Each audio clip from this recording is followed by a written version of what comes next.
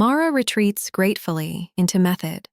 She fills a clean page with the variables a body brings to a crisis: adrenaline, reaction time, trained reflex, memory density, expectation.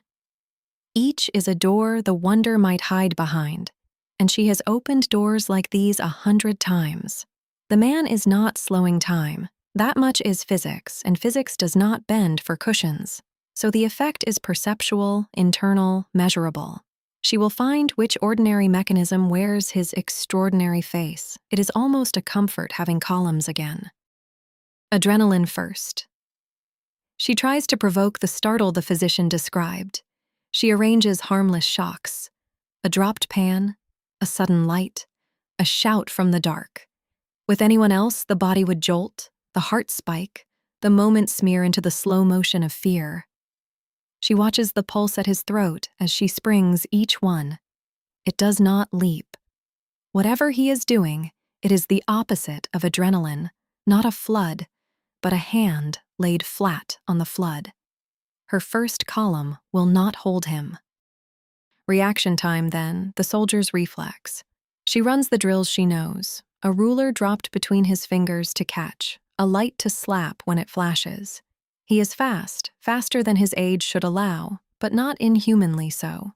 A trained young recruit could match the numbers. This relieves her, briefly. He is quick, not magic, and quickness explains the bridge. Then she watches his face, and the relief curdles.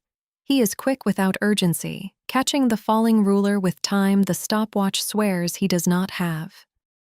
She tests memory next, the idea that he records the moment so richly it seems long. She has him describe the bridge, then the avalanche, watching for the overstuffed recall of a flooded brain.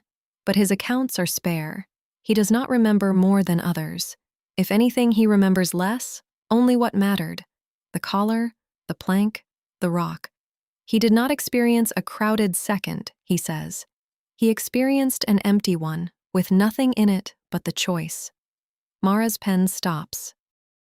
Perhaps it is expectation, she thinks, the survivors primed to call him miraculous, rewriting their own memories to fit the legend. So she finds a witness who did not know his reputation, a muleteer passing when the bridge fell. His account is the same, untainted. The captain moved calmly, slowly, and was somehow everywhere the falling people were. The legend did not make the event made the legend. Another door opened onto an empty room. Mara is running out of doors and knows where that road ends. By the third day, her page is the familiar graveyard: adrenaline crossed out, memory crossed out, reflex, expectation struck through. One line survives, and she circles it warily: trained regulation of the nervous system. It is the answer she trusts least precisely because it is the one the cushion keeps pointing to, the one with a meditation practice at its root rather than a mechanism she can photograph. A cornered analyst reaches for the explanation that needs no looking. This time, the explanation reaches back. She says the uncomfortable thing into the recorder, flat for the record. Subject demonstrates repeatable access to a calm, deliberate state under simulated stress. No adrenaline spike, no memory inflation, no staging identified. She pauses. Water fills the gap.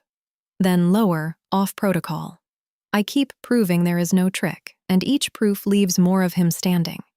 The thing I cannot rule out is that he is simply doing, on purpose, what the rest of us only suffer by accident. She stops recording before the sentence can indict her. An old nun of the order who tends the lamps sees her hunched over the dead page and sits without invitation. "You work very hard," she observes, "to not feel a simple thing." Mara almost laughs. A herder said nearly those words 2 valleys west. "Simple things," she replies, "are the ones I trust least." The nun nods, pleased. Yes. That distrust is a kind of holding the breath. The whole valley, child, is trying to teach you to let it out. She refills Mara's tea and says nothing more. That night, the avalanche returns to her, uninvited, the way the wolf once did. Every theory she has built fits the bridge: a fast man in a fast crisis. But the pass is different. 9 trained soldiers died moving at the speed of their fear. One man, no faster of foot, lived, because in the falling second, he was somehow not afraid. That is not reflex. That is not luck. It is the one event her columns cannot hold. Tomorrow she will ask him to teach her the breath itself.